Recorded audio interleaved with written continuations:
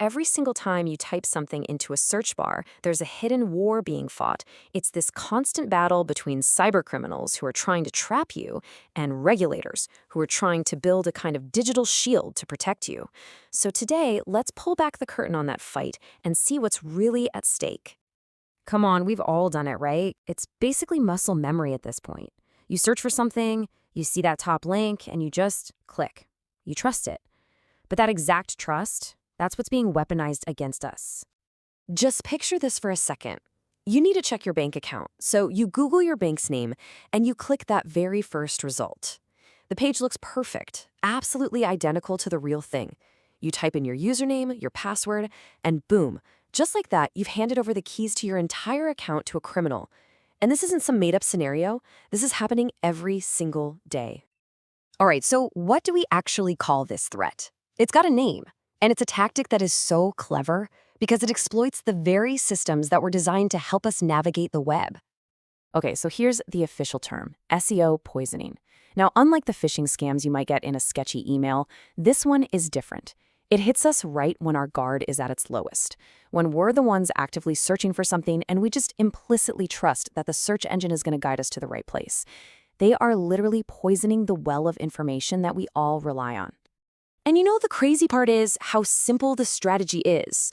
First, they build a really convincing fake, a clone of a website you know and trust. Then they use the same marketing tricks that legitimate companies use, like stuffing the site with popular keywords, to fool the search engine's algorithm into thinking their malicious site is the most relevant one. And the result? Their dangerous link pops up right at the top, and we, the unsuspecting users, do the rest of the work for them. So this is where you come in. We all need to have a healthy dose of skepticism. Here are a few things you can look for. Always check the URL. Hover your mouse over the link before you click and see where it's really taking you. Look for bad grammar or a design that just feels a little cheap. You gotta remember, real companies spend a ton of money to make their websites look good. Criminals, well, they usually don't. And that really is the million-dollar question, isn't it? I mean, while we can be careful, should we be the only ones responsible for our safety online? Or do these massive platforms that run the search engines have a real legal duty to protect us from these kinds of traps? Well, over in Europe, the answer to that question is a big, loud yes. There's a new sweeping piece of legislation that's actually shifting the burden of security away from just the user and putting it squarely on the platforms themselves. It's creating a whole new framework for accountability. And this is it, the NIS2 directive. Think of it as a major upgrade to the EU's cybersecurity laws. It's designed to create a really high, common level of security all across the digital economy. And trust me, it's got some very specific things to say about the responsibilities of online platforms. So here's the game changer. Under NIS2, for the very first time, online search engines are being classified as essential services. That means they, along with cloud providers and social media networks, are now legally required to take major steps to manage their cybersecurity risks. The days of them just being neutral platforms, those are over. I love this analogy. It just makes so much sense. For years, the approach to cybersecurity was basically to teach us, the diners, how to spot poisoned food. But NIS2 comes along and says, nope, that's not good enough. We need to regulate the kitchen itself to make sure the food is safe before it even gets to the table. It's a fundamental shift from user education to platform responsibility. Okay, so what do these kitchen rules actually look like? The regulation itself is super detailed, but it all really boils down to a few core demands for these big digital platforms. First on the list, risk management. Platforms can't just react to problems anymore. They are not legally required to proactively identify all the different ways their systems could be compromised, like through SEO poisoning, and have a documented game plan already in place to manage those risks. Next up, they need a plan for when things do go wrong. It's called incident handling. So when a phishing site inevitably slips through the cracks, the platform has to have a predefined playbook to deal with it. That means detecting it fast, analyzing how it happened, containing the threat, and then reporting it, all in a structured, timely way. No more winging it. And this next one is huge: supply chain security.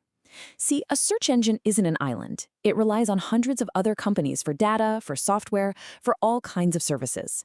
NIS2 says these platforms are now responsible for the security of their direct suppliers, making sure that the entire chain is secure from end to end.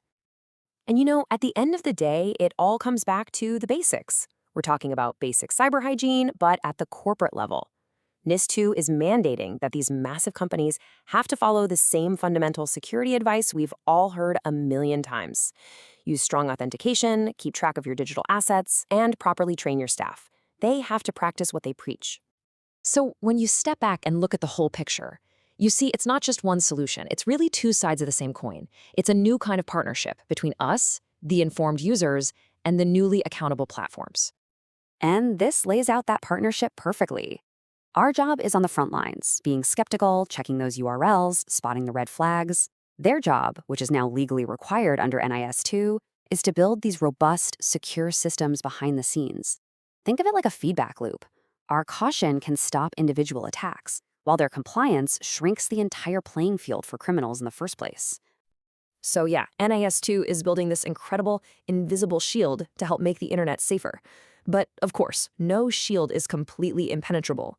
The regulations provide a much-needed backstop. But our own awareness and our own caution, that's still, and will probably always be, the very first line of defense in this hidden war. And that really leaves us with one big question for the future. SEO poisoning is just one tactic, and we know cybercriminals are innovating every single day. So as these threats get smarter and more sophisticated, is this new model of shared responsibility, this tag team approach, going to be enough to keep us safe? Or is this just one battle in a war that's never truly going to end?